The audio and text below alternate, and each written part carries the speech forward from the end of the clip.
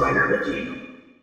Hey YouTube, Dustin Rider here, and welcome to my review for Power Rangers Super Ninja Steel episode 18. It's kind of weird because like this is 18 out of the 20, but because they slot the Halloween episode, the guide counts it as 19, so this is that time of year where my episode count always gets thrown off, but I'm going to keep it as 18 and just count Halloween and Christmas as like SP1 and 2 basically, because like I've tried to do it different ways in different years and everyone always corrects me like, no, it's this number because of the special, or not count the special. Like, I don't know, what do you do? What do you wear when there's inclement weather?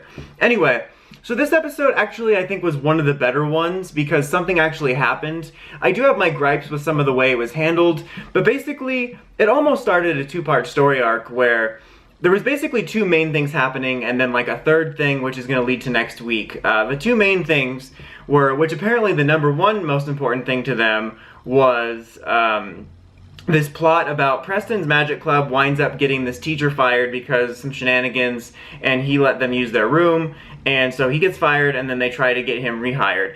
Within Super Steel, they've gotten like 2 faculty members hired and broken their ninja stars like 15,000 times. It's ridiculous. But that was like what they wanted to be their A plot. And the B plot was kind of stuff getting more serious in fights with Brax and what's the other guy, Dynamo and stuff like that. So yeah, it felt like an episode where they could have made like stuff getting more real the focus. I mean, this is the third to last episode, so usually around this time, you know, stuff starts getting more intense. So this would have made sense for like the main focus to be on these fights, because the fights actually were pretty good. The stakes felt a little bit higher and whatnot, but it felt like the core focus was this stupid plot about the teacher.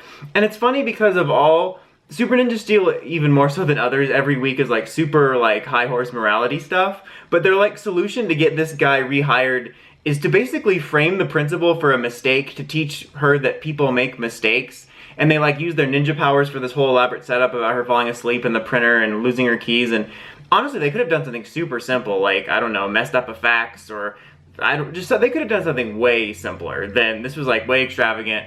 And I just find it funny that in this season where they're super high about their morals, they like use their powers to frame a principal to, like, I don't know. I don't really care, to be honest. I'm not like, oh my god, you're not a good guy anymore. It's just like, I find it funny because of how much they preach about stuff.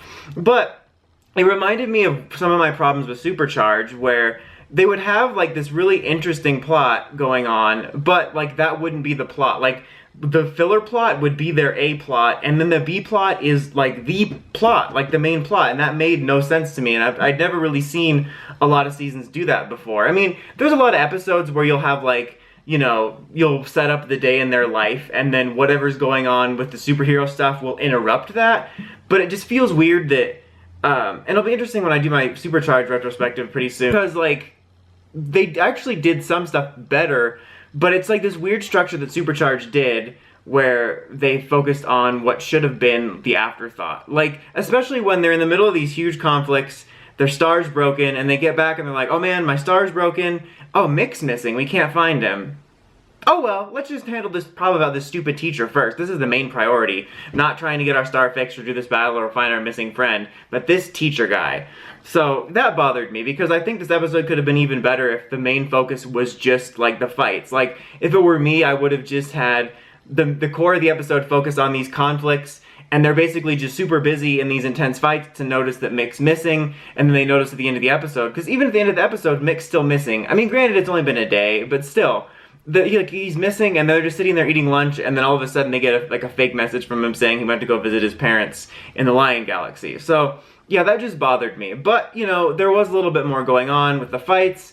I like that the Mick stuff wasn't just a one and done, that it was set up here and then it's going to be paid off next week, because that was one of the, like, the two most interesting things we got from the Super Steel teasers was Dimensions in Danger and then Evil Mick. So that's going to go into next week. So it was definitely a step up from just a standard filler of the week, but I just wish they didn't prioritize the filler over the plot.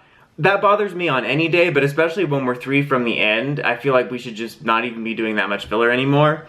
The only other side note I kind of had, which I thought was funny, is like Victor and Monty were involved in this magic club that Preston had, and there's a scene at the end when I was talking about they're all having lunch, where they're like eating lunch with Preston and talking about like where they're going to do their magic club, and it just struck me as weird. Like, it was weird to see Victor and Monty in a scene where they almost behaved like normal characters. Like, they were talking about normal things. They always feel like they're these just outside cartoon characters doing things, and it felt weird to have them sort of integrated in like the normal like life stuff. I don't know, it was just weird. But yeah, this episode was overall a stronger installment. I'd probably give it a 6.5. I'd give it a little bit higher if they didn't prioritize the dumb filler.